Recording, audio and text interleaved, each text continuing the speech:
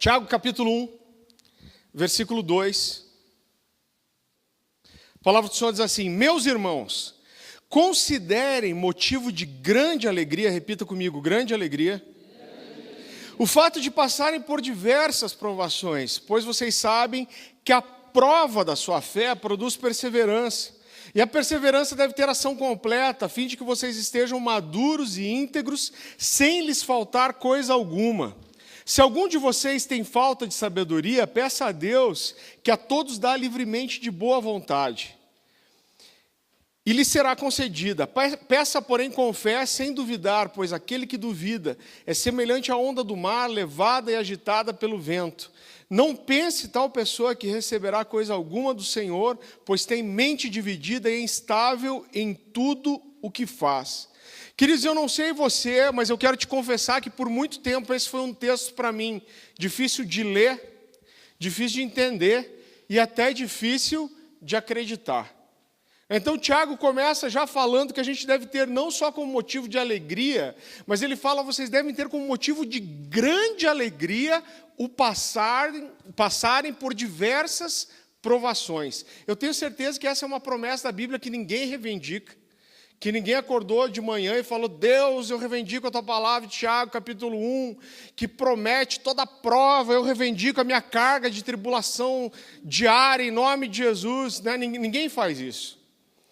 E agora, quando a gente vê a continuidade do texto, a gente percebe que o que Tiago está falando não é de um prazer masoquista, do tipo que eu gosto de me lascar mesmo, então Deus vem e racha, né? Mas ele fala que a prova da nossa fé, ela vai produzir algumas coisas em nós.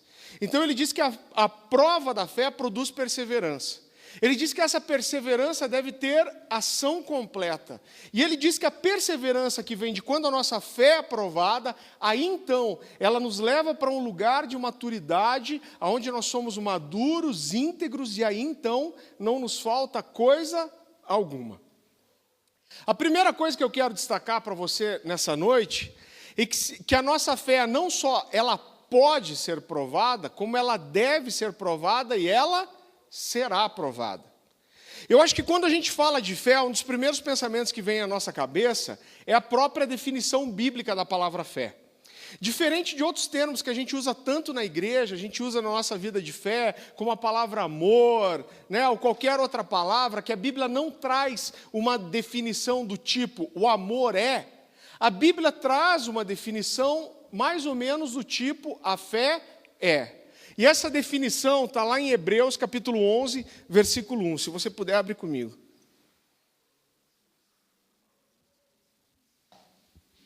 E já deixa a sua Bíblia aberta. Não deixa não. Hebreus, capítulo 11, versículo 1.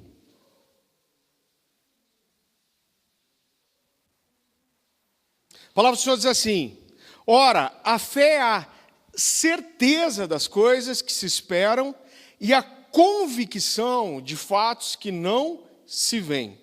Eu não sei você, talvez isso seja muito pessoal, mas muitas vezes eu li esse texto e em vez desse texto estimular a minha fé, eu me senti com bastante fé depois que eu li esse texto, eu lia ele e parece que minha fé era desestimulada. Por quê? Muitas vezes eu olhei para esse texto e falava para mim mesmo, Deus, se a fé que o Senhor espera de mim é certeza e convicção, talvez eu não tenha a fé que o Senhor espera. Não é que eu olhasse para o meu interior e eu não encontrasse fé, eu tinha fé. Mas no meio do pacote da fé tinha dúvida, incerteza, insegurança, medo, temor. E eu falava para Deus, se a fé que o Senhor espera de mim é certeza e convicção, então talvez a minha fé não seja lá aquelas coisas. E talvez o negócio dê ruim. E talvez a minha fé não seja respondida. Talvez possa ser muito pessoal, mas eu acredito que muitas vezes, queridos, nós temos uma visão distorcida daquilo que é a verdadeira fé bíblica. Eu já vi muitas pessoas, inclusive, pregando sobre esse texto, como se a fé que Deus espera de nós é uma fé onde existe uma ausência absoluta de incerteza, uma ausência absoluta de insegurança, uma ausência de incredulidade, uma fé linear, estável, e eu creio que isso nem sempre expressa a verdade. Se a Bíblia diz que nossa fé será provada, então, em primeiro lugar, se ela está sujeita à prova, é porque ela não é uma fé totalmente linear. E é justamente o fato da nossa fé poder ser provada que torna possível que ela seja também aprovada. Eu acredito que existem alguns momentos da vida que Deus dá para nós, aquela fé que está lá em 1 Coríntios capítulo 12, que é uma fé sobrenatural, que ela vem para algo específico e realmente você não tem dúvida, você tem convicção de Deus e nada mexe com a sua fé. Mas eu acredito que talvez isso aconteça raras vezes na nossa vida. E eu quero provar isso biblicamente para você. Quando nós vamos mesmo para os maiores exemplos de fé que a Bíblia tem, e a Bíblia faz uma lista daqueles que são chamados de heróis da fé. Então a própria Bíblia apresenta uma lista para nós de homens e mulheres que marcaram a história de Deus por serem homens e mulheres de fé. A própria Bíblia traz essas pessoas como exemplo e ela fala, essas são pessoas que moveram, que romperam através da sua fé. E a Bíblia destaca tanto o poder da fé dessas pessoas que no fim da lista o próprio Deus está dizendo assim, essas eram pessoas das quais o mundo não era digno. Olha como é forte essa declaração. Deus está falando dessas pessoas. Tem tanta fé. Ele levantou a mão para interceder, eu achei que estava quase dando a vez para ele. Será que eu falei alguma bobagem aqui? Às vezes acontece. Eu falei, Deus está falando assim, esses homens tinham tanta fé, que o mundo não era digno daquilo que eles eram. Só que quando a gente vai mesmo para esses maiores exemplos de fé, e a gente olha para a fé dessas pessoas que são muito destacadas por nós, a gente deve destacar mesmo, mas quando a gente olha para a vida dessas pessoas, a gente vê que a fé que esses homens e mulheres apresentaram não foi uma fé totalmente linear e desprovida de insegurança e incerteza. Já no topo da lista, a Bíblia apresenta um homem chamado Abraão. Então você conhece a história, provavelmente, ou talvez a maioria conheça. Deus escolhe esse homem e fala, cara, eu vou tirar você do meio da sua família, da sua terra, da sua parentela, do lugar aonde você se sente seguro, e eu vou te levar para uma terra que eu ainda vou te mostrar. Deus faz promessas que iria prosperar aquele homem, Deus diz que daria filhos para ele, através da sua esposa, que era Sara, e a Bíblia fala que Abraão coloca o pé na estrada e ele vai em direção de abraçar aquilo que Deus tem para ele. Só que o tempo vai passando e muitas coisas acontecem na vida dele, menos ter um filho. E eu gosto da forma que o Antigo Testamento principalmente mostra, querido, a vida dessas pessoas de uma forma rasgada, com suas falhas, com suas limitações. Eu não sei como foi aquele dia na vida de Abraão, mas a Bíblia mostra que quando chegou a noite ele estava #chateado. Ele está dentro da sua tenda e ele começa a abrir o seu coração com Deus. Ele fala, Deus, o Senhor me fez muitas promessas e cumpriu muitas coisas. O Senhor me deu bens, hoje eu tenho animais, eu tenho ouro, eu tenho prata, eu tenho servos, eu tenho servas, mas eu não tenho um filho.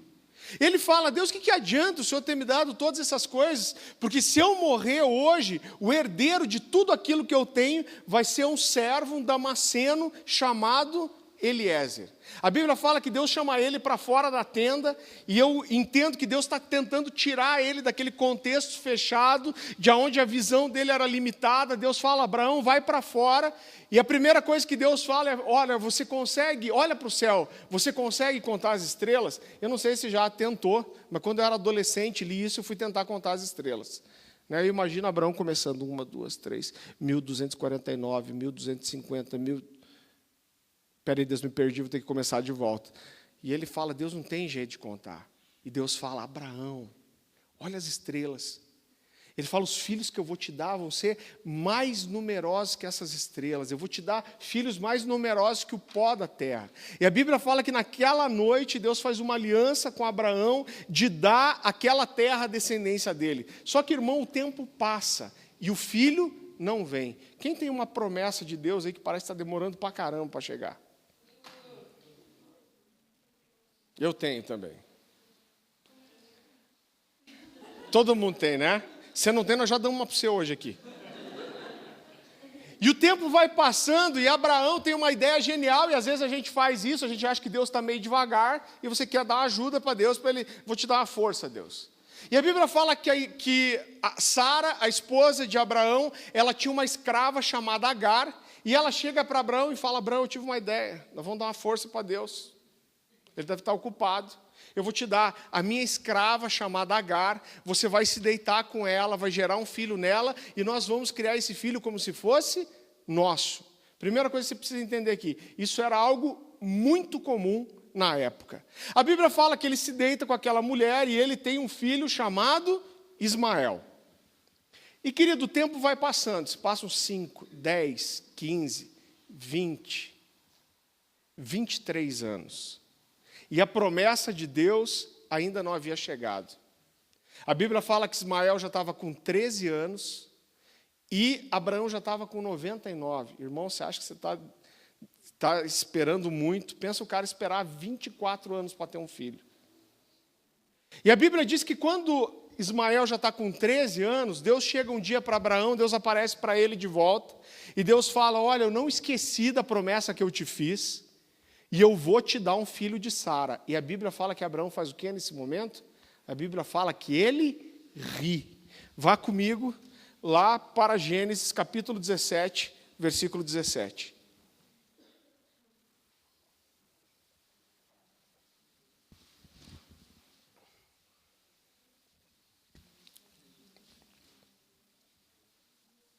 Gênesis, primeiro livro da Bíblia, capítulo 17, versículo 17.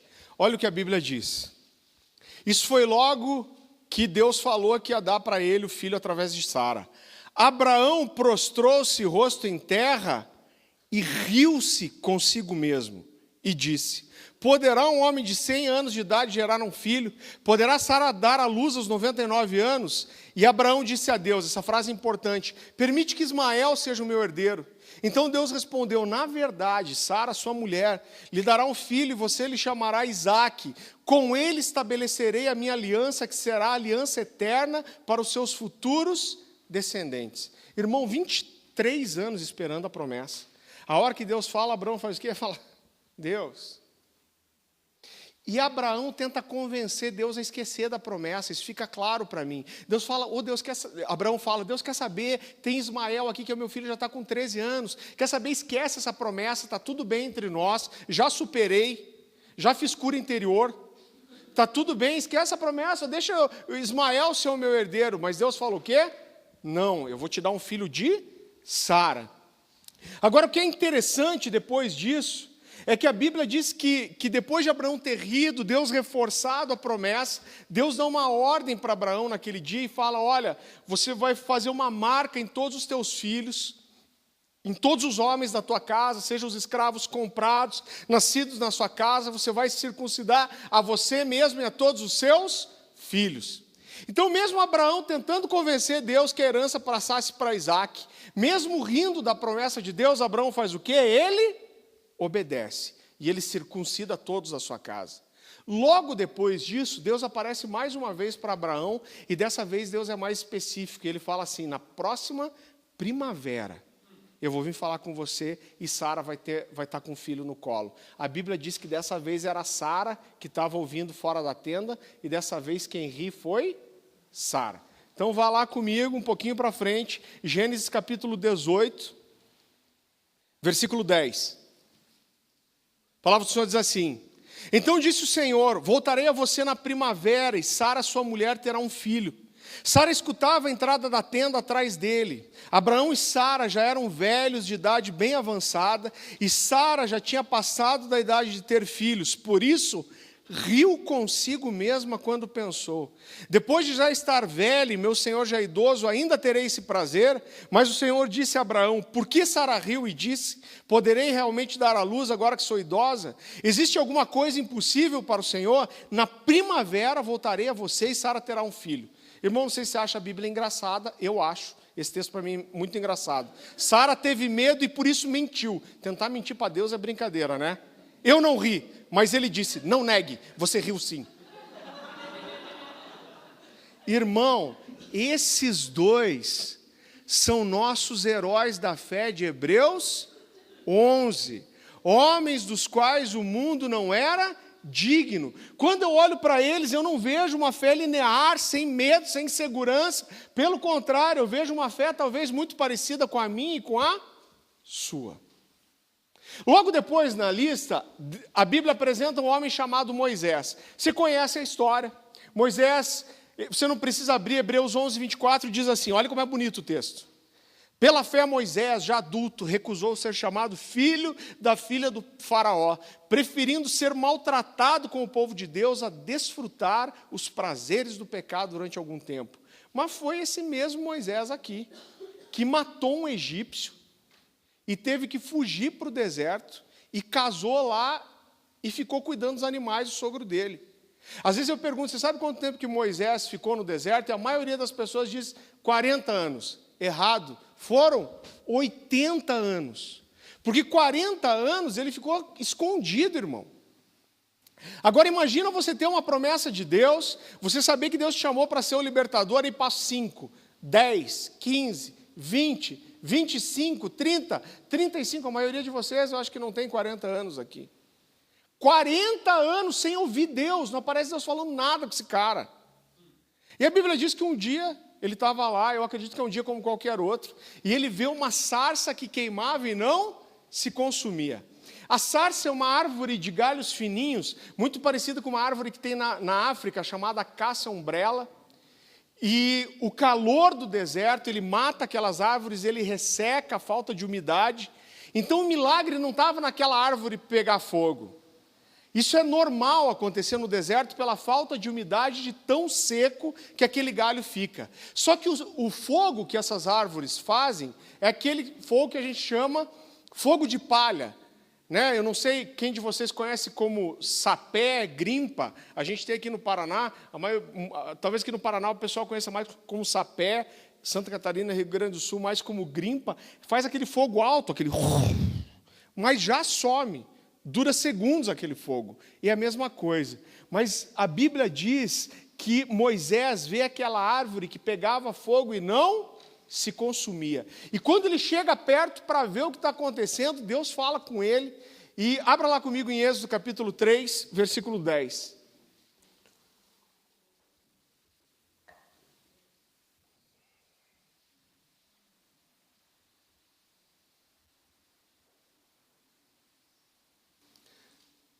Êxodo capítulo 3, versículo 10. A palavra do Senhor diz assim, olha Deus falando para Abraão, para Moisés de dentro da fogueira. Vem agora, eu te enviarei a Faraó, para que tires o meu povo, os filhos de Israel do Egito. Então disse Moisés a Deus, quem sou eu para ir até a Faraó e tirar do Egito os filhos de Israel? Irmão, não sei se sou eu que tenho problema, mas eu consigo achar muitos trechos da Bíblia engraçados mesmo. Eu falei com a minha esposa, ela falou, não, eu olho para isso, eu tenho raiva. Eu falei, não, olha, eu dou risada. Eu acho esse um dos trechos mais engraçados da Bíblia. Olhar o trabalho que Moisés deu para ser convencido por Deus, nosso herói da fé. É muito engraçado. Vá comigo um pouquinho para frente, Êxodo capítulo 4, versículo 1. A palavra do Senhor diz assim, Moisés respondeu, e se eles não acreditarem em mim, nem quiserem me ouvir e disserem, o Senhor não lhe apareceu. Sabe o que ele está dizendo? Querido, a gente não tem o número exato, mas eram milhões de pessoas, só o povo de Israel, fora o povo do Egito. Moisés está falando para Deus o seguinte, Deus, eu vou lá na frente de milhões de pessoas, povo de Israel, o povo do Egito, faraó do Egito, um exército mais poderoso da terra, e eu vou falar que Deus falou comigo de uma arvorezinha que pegava fogo, e é para ele soltar todo mundo. Ele está falando, eles não vão acreditar em mim. E aí o que Deus faz? Deus fala para Moisés assim, Moisés, o que é isso na sua mão? Ele fala um bordão, uma vara. E Deus fala, joga a vara no chão. Ele joga, e aqui o texto começa a ficar engraçado. A Bíblia diz que a vara virou numa serpente, e Moisés saiu pulando, fugindo da serpente. Deus tem senso de humor. Aí Deus fala, pega a cobra pela cauda. Ele pega, ela vira de volta em uma vara. Deus fala, você vai chegar na frente do povo e eu vou fazer esse milagre. Mas se eles não acreditarem no primeiro, eu vou fazer um segundo. Deus fala, põe a mão no seu peito. Ele põe a mão no peito. Deus fala, tira. Quando ele tira, a mão está branca de lepra. Uma das doenças mais terríveis que existiam na época. Deus fala para ele assim, agora põe a mão de volta no teu peito. Ele põe. Deus fala, tira. Quando ele tira, a mão está sã de volta. Deus fala, olha, se eles não acreditarem no primeiro milagre, talvez eles acreditem no segundo. Se eles não acreditarem no segundo, eu vou fazer um terceiro. Ele fala, você vai pegar a água do Nilo, você vai deitar na terra seca, e quando essa água tocar na terra seca, ela vai se transformar em sangue. Irmão, diante desses efeitos, a lá Steven Spielberg, o que Moisés fez? Ele ficou cheio de fé e falou, cara, vou fazer essas magias aí, e eu vou soltar as rajadas de língua estranha, eu vou lá, vou quebrar tudo. Foi isso que Moisés fez? Não. Vá comigo um pouquinho para frente, Êxodo capítulo 4, versículo 10. Depois de todos aqueles milagres, Moisés responde para Deus. Disse, porém, Moisés ao Senhor, ó Senhor, nunca tive facilidade para falar, nem no passado, nem agora que falaste ao teu servo, não consigo falar bem. Cara, esse eu acho um dos textos mais fortes que tem na Bíblia. Deus fala para ele, Moisés, quem fez a boca, quem fez o mudo, ou o que fala, não fui eu que fiz o ouvido, o que ouve, ou o surdo, não fui eu. Ele está dizendo, eu vou ser com você, eu vou encher a sua boca, eu vou te dizer o que falar, eu vou falar através de você, você vai ser o meu porta-voz. E Moisés falou, uau, cara, é isso, Deus vai falar através de mim, ele vai me encher. Foi isso que aconteceu? Não.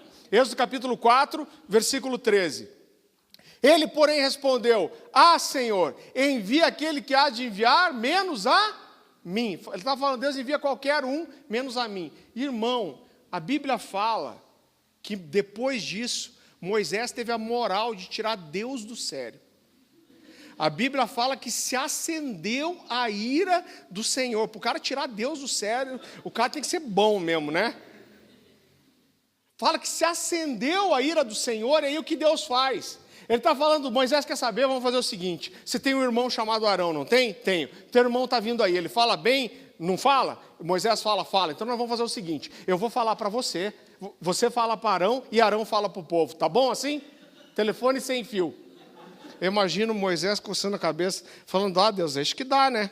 E o texto termina mais engraçado. Deus fala, vai lá então, e não esquece a vara aí que você vai ter que fazer os milagres lá.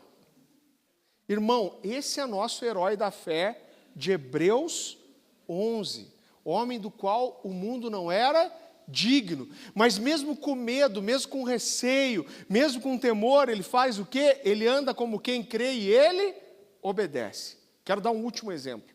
A Bíblia fala de um cara chamado Gideão. Eu acho essa fase da vida de Gideão uma das histórias mais tristes da Bíblia. A Bíblia fala que Josué, depois que Moisés morreu, Josué comanda o povo para tomar posse da terra prometida.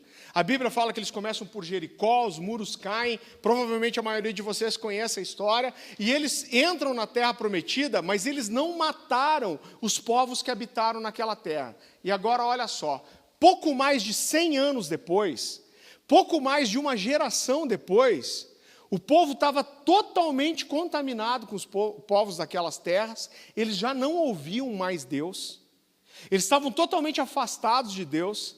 A Bíblia fala que os midianitas, esse era um povo nômade, a Bíblia fala que eles apareceram como um enxame de gafanhotos, eles roubavam tudo que Israel construía, eles roubavam a comida, eles matavam os animais, eles destruíam tudo que Israel teve que subir para morar escondido nas montanhas.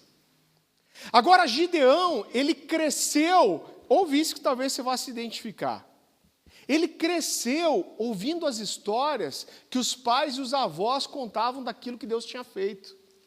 Pensa numa geração antes que viu o milagre de Deus. Esses caras viram as 10 pragas no Egito, viram Deus abrir o Mar Vermelho, fechar o Mar Vermelho e afogar os egípcios, coluna de fogo para clarear e aquecer a noite, coluna de fumaça no deserto para fazer sombra, viram o maná cair do céu. Então Gideão, ele cresceu ouvindo essas histórias, mas quando ele olhava para a história dele, ele não conseguia ver a intervenção sobrenatural de Deus. E esse afastamento de Deus custou um preço muito caro para Gideão. E eu imagino, querido, que Gideão já tinha imaginado como seria ouvir a voz de Deus.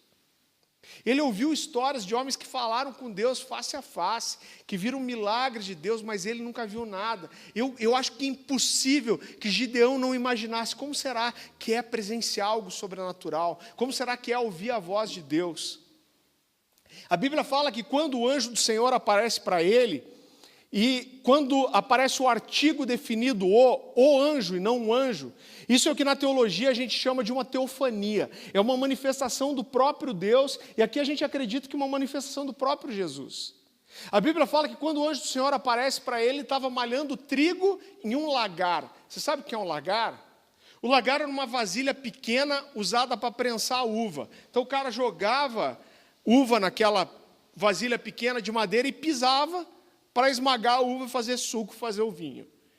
Só que a Bíblia diz que ele estava malhando trigo ali. Por que esse cara estava malhando trigo em um lagar? O moedor de trigo era um instrumento muito maior. Eu tenho uma crença, eu não posso provar isso. Mas eu acredito que ele estava debaixo de uma sombra, malhando trigo numa vasilha pequena, porque se o inimigo aparecesse, ele conseguia juntar aquilo e fugir. Então, até para preparar um pouco de comida para sua família, esse cara era oprimido desse jeito. E a Bíblia fala que o anjo do Senhor aparece para ele e já diz assim: o Senhor é contigo, poderoso guerreiro. É a primeira vez que esse cara vê uma manifestação sobrenatural de Deus. E olha a resposta dele. Vai comigo para Juízes, capítulo 6.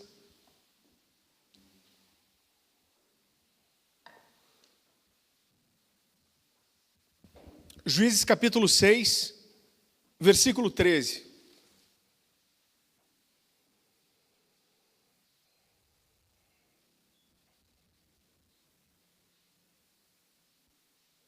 Está aí, Juízes, ninguém roubou. Se está difícil de achar, vai lá para aquele livro de índice no comecinho. É um livro que talvez a gente não use tanto. Juízes capítulo 6, versículo 13. A palavra do Senhor diz assim: a resposta de Gideão.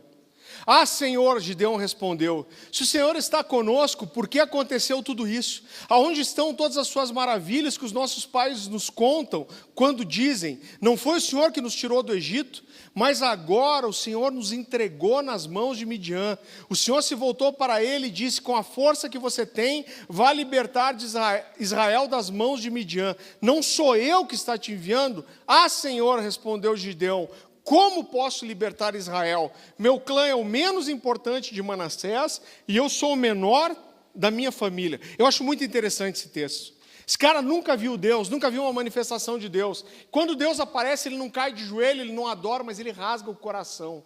E ele fala, Deus, o Senhor nos abandonou. Se o Senhor é por nós mesmo, o que acontece de todas as suas promessas?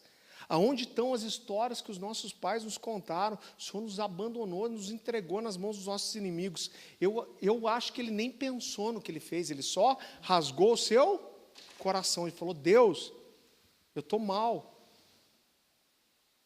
E Deus fala para ele, cara, mas eu escolhi você, eu vou te levantar. E várias vezes o Senhor tenta convencer ele. Na continuação da história, diz que chega uma hora que Gideão fala assim, olha, se é o Senhor mesmo, o cara não confiava em nada. Se é o Senhor mesmo, se o Senhor é por mim, eu quero fazer uma prova. O cara faz algo singular. No tempo de fome, de dificuldade, ele fala, eu quero te oferecer uma oferta, então. E o anjo fala, vai. A Bíblia fala que ele prepara um cabrito, ele prepara pães sem fermentos, ele traz correndo, o anjo do Senhor fala, coloca a tua oferta naquela pedra. Ele põe na pedra, quando põe, o anjo do Senhor toca aquela oferta com cajado e levanta fogo da pedra e consome a oferta. E ele pula para trás e fala, cara, Deus está aqui mesmo. Só que logo depois, no versículo seguinte, no capítulo seguinte, capítulo 6, o anjo do Senhor tem que vir de volta para ele e falar: Gideão, não tenha medo, você não vai morrer. Por que ele diz isso? Porque Gideão tinha medo de morrer. E aí depois ele fica sem medo. Capítulo seguinte, capítulo 7, o anjo do Senhor aparece para ele de volta e diz a mesma coisa: Gideão, não tenha medo, Senhor, você não vai morrer. Agora, querido, mesmo com medo de morrer, mesmo com insegurança, esse homem faz o quê? Ele obedece. Quando eu olho para a fé desse homem, eu não vejo uma fé linear, eu não vejo uma fé sem medo, eu não vejo uma fé sem dúvida, mas pelo contrário, eu vejo uma fé talvez muito parecida com a minha e com a sua. Sabe qual é o nosso problema? É que às vezes a gente valoriza demais o sentimento da fé e valoriza de menos a atitude da fé. E a gente confunde essas duas coisas, mas são coisas bem diferentes. É claro que o quadro perfeito é quando você está sentindo fé, seu coração está bombando de fé e você toma as atitudes de fé, mas eu acredito que talvez na nossa vida, poucas vezes essas coisas, elas estejam em intensidade juntas. Existem pessoas, querido, eu aprendi isso na minha caminhada, existem pessoas que sentem fé muito fácil, o cara crê muito rápido, mas às vezes a atitude não é de fé. Quer ver um exemplo disso? Pedro. Quando Jesus fala que ia morrer, Pedro, cheio de fé, pensa um cara que estava com fé e com convicção. Ele fala: de jeito nenhum, eu entrego a minha vida para morrer, mas eu não deixo tocar em você. E o que aconteceu? Cheio do sentimento de fé, mas antes do galo cantar 3 vezes, ele negou Jesus 3 vezes, só para não ser associado a Jesus. Agora, outras pessoas, querido, por outro lado, talvez não tenham o sentimento da fé que gostariam. Não é que elas não sentem fé. Elas olham para o seu interior e têm o sentimento da fé, mas não é toda certeza e convicção. No meio do pacote existe dúvida, incerteza, medo, insegurança, mas apesar dos seus sentimentos, elas andam como quem crê. Exatamente como os nossos heróis da fé. Eu queria que você repetisse uma frase comigo. Diga assim: eu não devo julgar a minha fé por aquilo que eu sinto. Eu devo julgar a minha fé pela forma que eu ajo. Mesmo que o sentimento não seja como eu gostaria, mesmo que haja medo, mesmo que haja insegurança, eu não vou ser guiado pelos meus sentimentos e eu vou andar como quem crê. E aqui eu gostaria de abrir um pouquinho da minha vida, da minha história para você, me expor um pouquinho. Queridos, eu cresci em um ambiente onde a fé era muito estimulada. Meus pais se converteram, eu tinha 1 ano, e eu cresci indo em campanhas de evangelismo, vendo paralíticos levantarem de cadeira de roda. Eu vim de uma família muito simples, meus pais nos ensinaram a colocar todos os nossos desejos, as nossas necessidades em oração diante de Deus. Eu cresci com isso. Eu vi meu pai ser curado, ter os exames para provarem a cura dele dentro da minha casa, quando eu era garoto. Então, o sentimento da fé nunca foi algo muito complicado para mim. As primeiras mensagens que eu preguei foram mensagens falando de fé, né? As primeiras mensagens, tudo que eu escrevi eram coisas falando de fé, e o sentimento da fé nunca foi algo muito complicado para mim. Mas há mais ou menos 7 anos atrás, eu passei pela maior crise de fé da minha vida. Crise de fé de verdade. Com 16 anos, eu entendi o meu chamado. Eu entendi que eu ia ser um pastor de tempo integral, que eu ia viajar pregando, é tudo que eu vivo hoje. E eu fui, como todo mundo, fui fazer faculdade, fui trabalhar, fui casar, né, sempre com esse sonho de estar no ministério em tempo integral. O meu último emprego, eu era um executivo da RPC, da Gazeta do Povo, e eu tinha um bom emprego, tinha um bom salário. E eu lembro que eu saía para trabalhar de manhã, eu tinha 2 sentimentos. O primeiro era: Deus, muito obrigado pelo trabalho que eu tenho, o salário que eu tenho, o ambiente de trabalho que eu tenho. E a minha segunda oração era: Deus, até quando eu vou ter que continuar lá? Porque o meu coração queimava por estar no ministério. E eu comecei a orar de madrugada um tempo, meu horário para acordar para Para ir trabalhar era 7h30 da manhã. Eu comecei a acordar 7, 6h30, 6, 5h30. Eu acordava às 5 horas da manhã e ficava orando até 7h30. 7h30 já estava tudo babado, lavado, chorando. E um dia nessas orações, Deus falou para mim assim, olha, eu chorando diante de Deus, falando, Deus, tem um monte de picareta aí. Eu estou aqui querendo fazer um negócio sério, porque o Senhor não me aceita. E um dia Deus me falou assim, em 6 meses você está liberado. Eu falei, eita, senti aquelas coisas pentecostal, borboleta na barriga, pelo arrepiando, soltei um chu. Deus me falou, cara, em 6 meses você está liberado. Eu tenho uma agenda que eu escrevi isso. Eu lembro que eu cheguei para o meu pastor direto na época, eu falei, cara, eu estava orando um negócio. Deus me falou que em 6 meses eu estou liberado. Ele falou, cara, não fala isso para ninguém, guarda para nós dois, vamos orar. A primeira prova foi eu conversar com a minha esposa. Falei, Dani, Deus falou que em 6 meses eu estou liberado. Ela falou, é de Deus. Falei, nossa Senhora dos Evangélicos. Né? E falei, cara, Deus está nesse negócio mesmo, cara. Hã? É. E aí, olha só, passou uns 10 dias, eu fui numa reunião de oração que tinha lá na Alcance, que acontecia terça-feira à noite. E eu estou lá, e o pastor Paulo, que é irmão do pastor Luciano Subirá, está nos Estados Unidos hoje. Ele chegou para mim todo com cuidado, ele falou, Farley, eu tenho uma coisa para te dizer, você sabe que a Bíblia fala, em parte profetizamos, em parte conhecemos. Eu falei, Paulo, fala, cara, de uma vez, né? Ele falou, cara, você está orando para estar no ministério em tempo integral? Eu até sentei. Falei, por quê? Ele falou, Deus me falou que em 6 meses você está liberado. Irmão, não precisava de mais nada. Peguei o calendário, marquei 6 meses. Marquei um mês antes, que eu sabia que a empresa ia me pedir um tempo para treinar alguém no meu lugar. Fui lá e pedi demissão. Tem uma história longa em tudo isso. Mas quando eu pedi demissão, eu sabia que eu ia conseguir viver uns 8 meses com a minha rescisão. Sem mudar o padrão de vida. Era a minha conta. Nesse meio tempo, Deus fez mais um milagre. Porque quando eu estava com 1 ano de casado, a gente começou a tentar engravidar. Essa gravidez não vinha.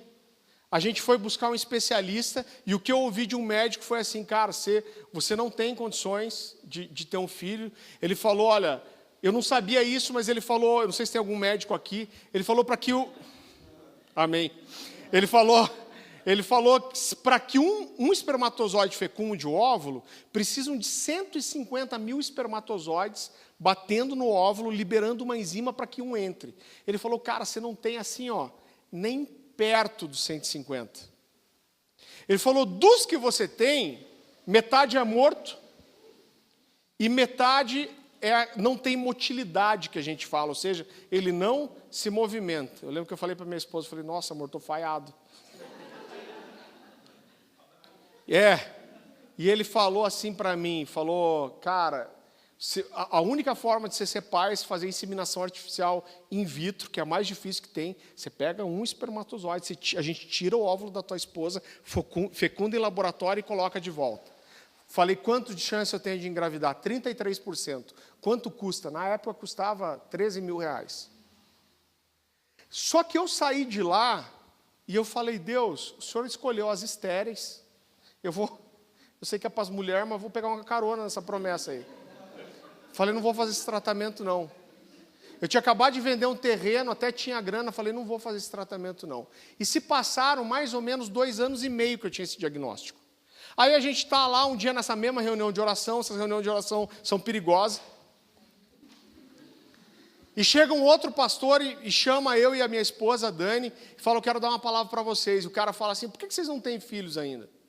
Eu falei, cara, estou meio falhado. Ele falou, Deus me falou que está dando um filho para vocês. Eu vibrei com aquilo, porque eu tinha uma impressão que um dia alguém ia me dar uma palavra profética e a gente ia ter o filho. 15 dias depois, mais ou menos, a Dani começou a passar mal e estava grávida. Quando eu peguei o exame, falei, meu Deus, você é pai, não tenho emprego, não tenho plano de saúde, não tenho... Você vai perceber que Deus ele gosta de complicar. Falei, Deus, 4 anos trabalhando na Gazeta, plano de saúde, benefício. Aí eu peço demissão e vem o filho, mas Deus ele gosta de complicar. E aí, irmão, só para dar o testemunho, então hoje eu tenho o Caleb de 7 anos, a Nicole de 5 e a Louise de 3. Então Deus, ele gosta de ostentar mesmo, né?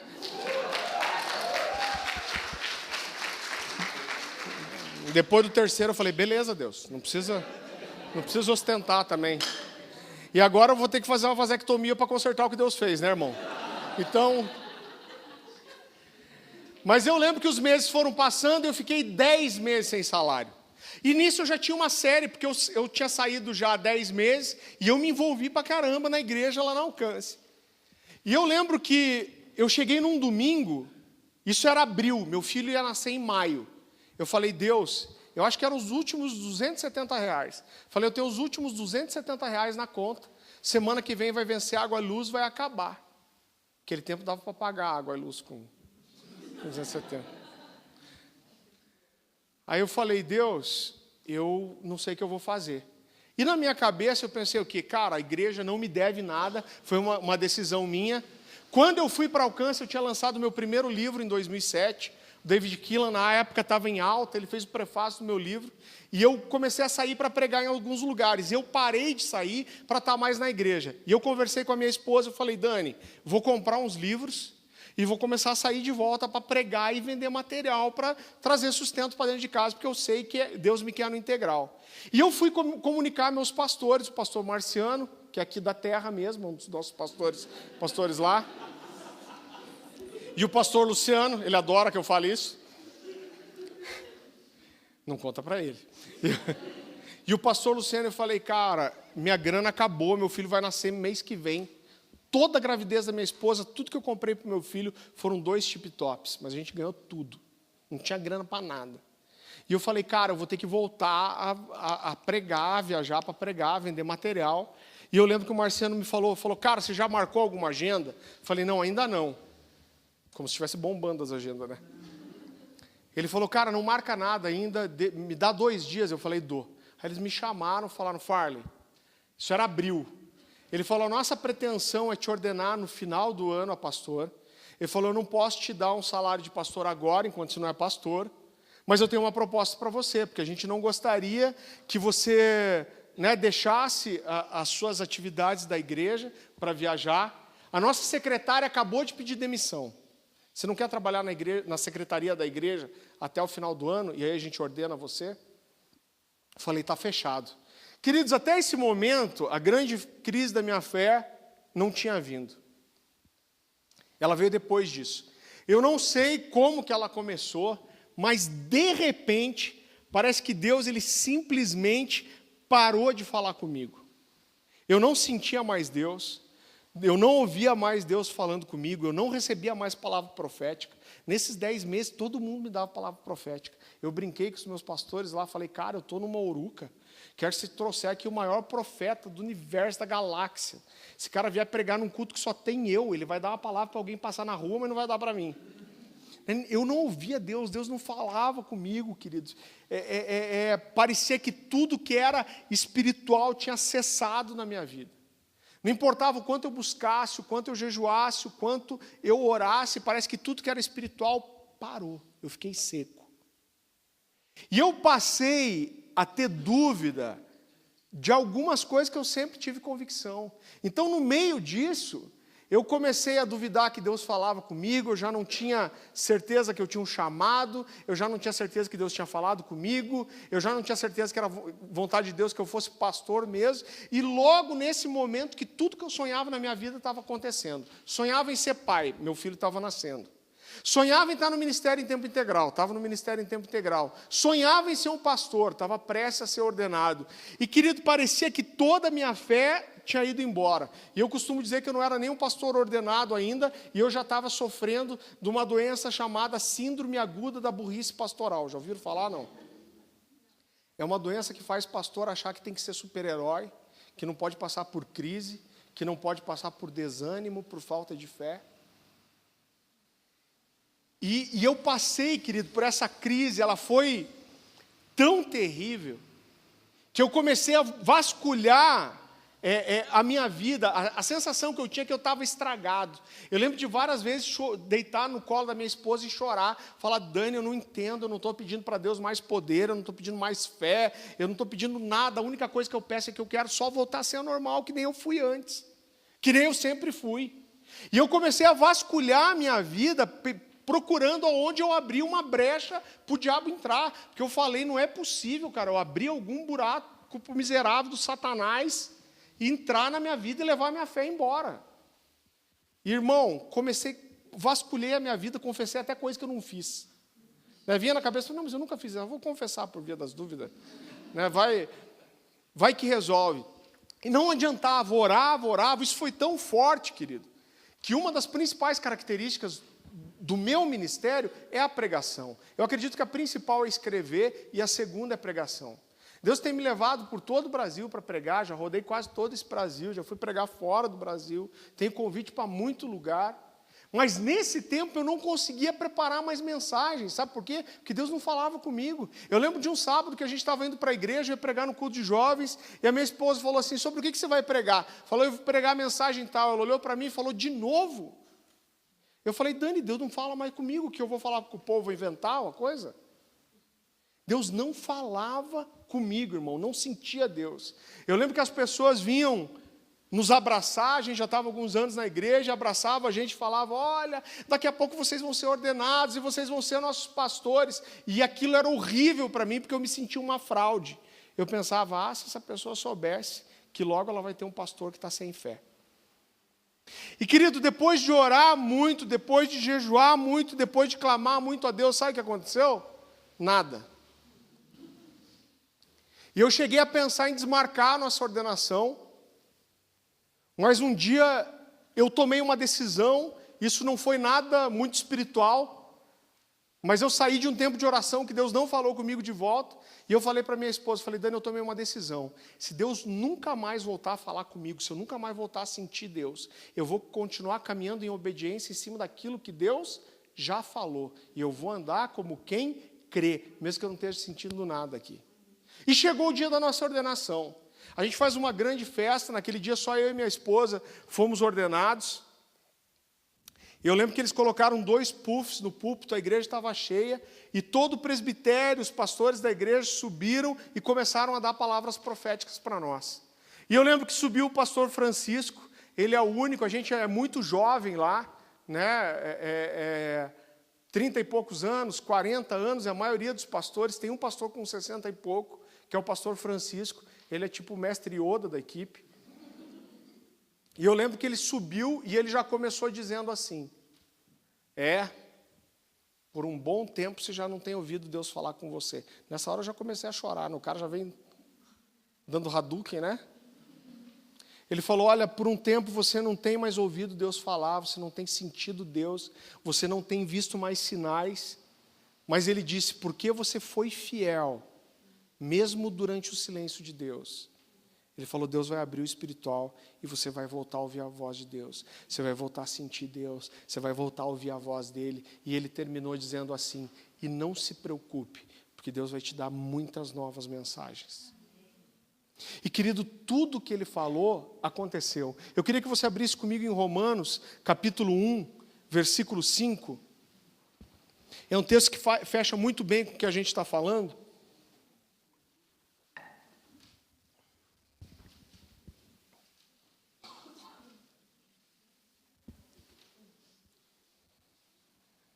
Olha como esse texto é precioso. Romanos capítulo 1, versículo 5.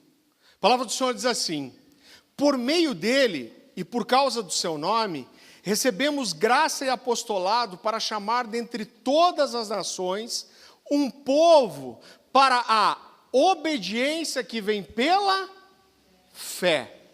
Se fosse para você guardar uma única coisa dessa mensagem dessa noite, eu queria que você guardasse essa frase que eu vou te dizer agora. A obediência, ela é a mais poderosa e profunda expressão de fé genuína.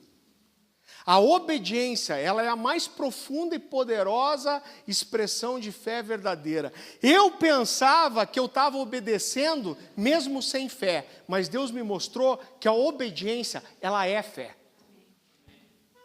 Algumas pessoas tendem a complicar, querido, esse texto você não precisa abrir. Lucas 17:6 diz assim, respondeu-lhes o Senhor, se tiveres a fé como um grão de mostarda, direis a essa moreira, arranca-te, transplanta-te para o mar, e ela vos obedecerá. Já vi gente trazendo as interpretações mais mirabolantes desse texto. Mas, na verdade, o que Jesus quer dizer aqui é muito simples. O que mais Jesus fala sobre o grão de mostarda? Eu queria que você fosse comigo para Marcos, o Evangelho de Marcos, capítulo 4, versículo 30.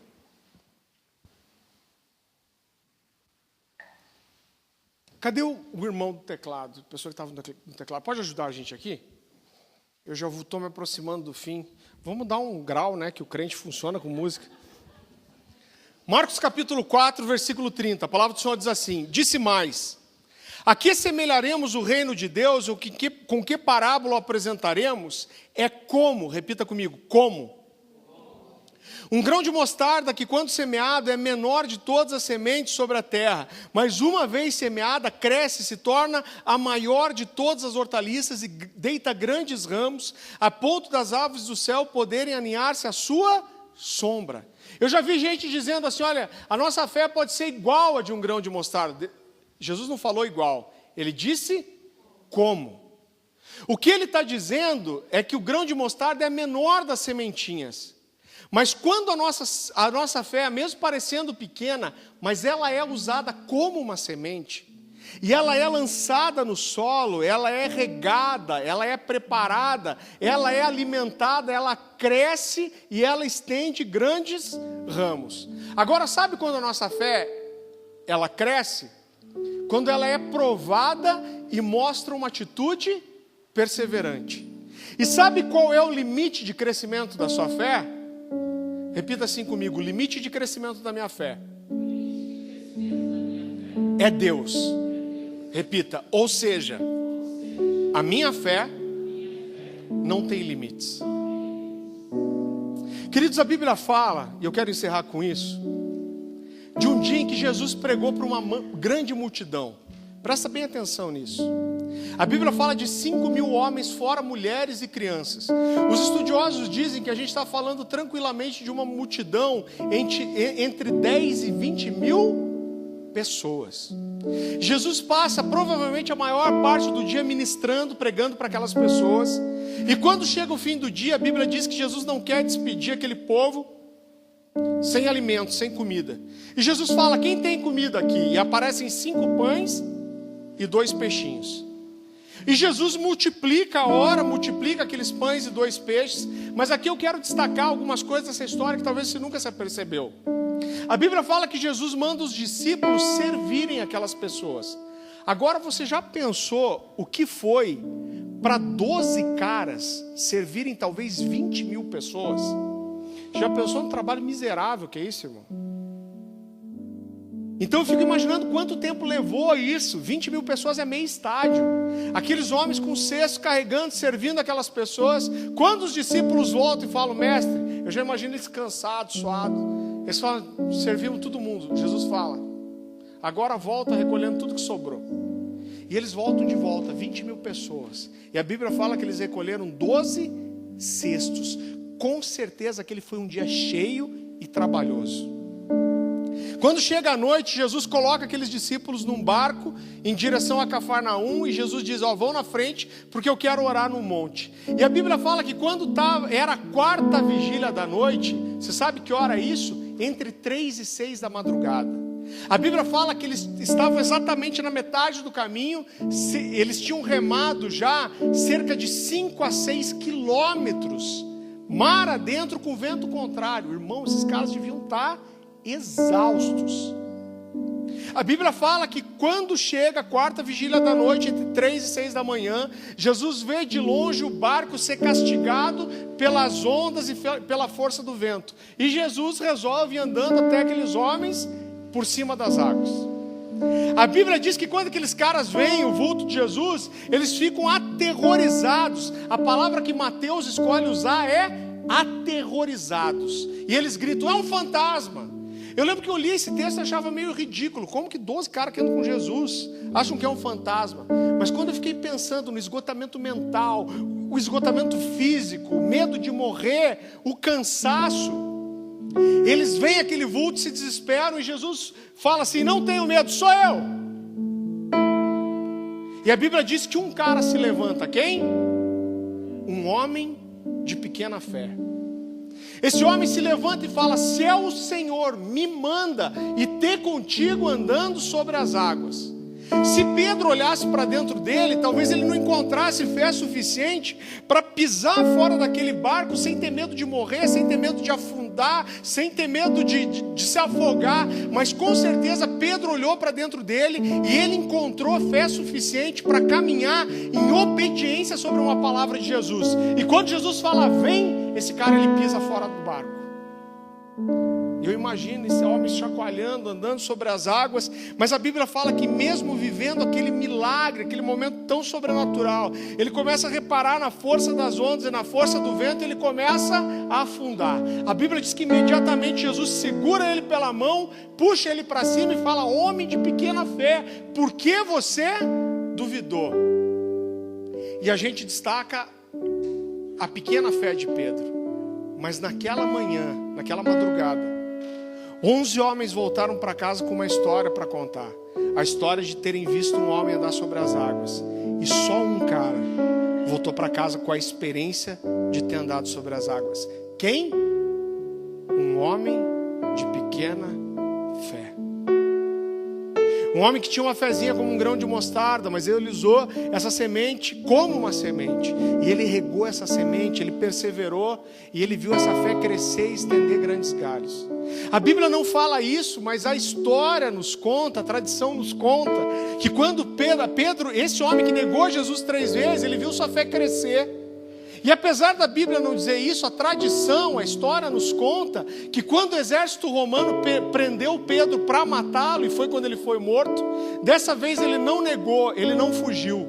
Mas quando falaram para ele negar a sua fé, ele falou: não vou negar. E aí os romanos falaram para ele: então você vai morrer como seu mestre, pregado numa cruz. Dessa vez esse homem não negou, ele não fugiu, mas ele falou: eu não sou digno de morrer como meu mestre. Você vai me crucificar, me crucifica de cabeça para baixo. E a história diz que foi assim que esse homem morreu.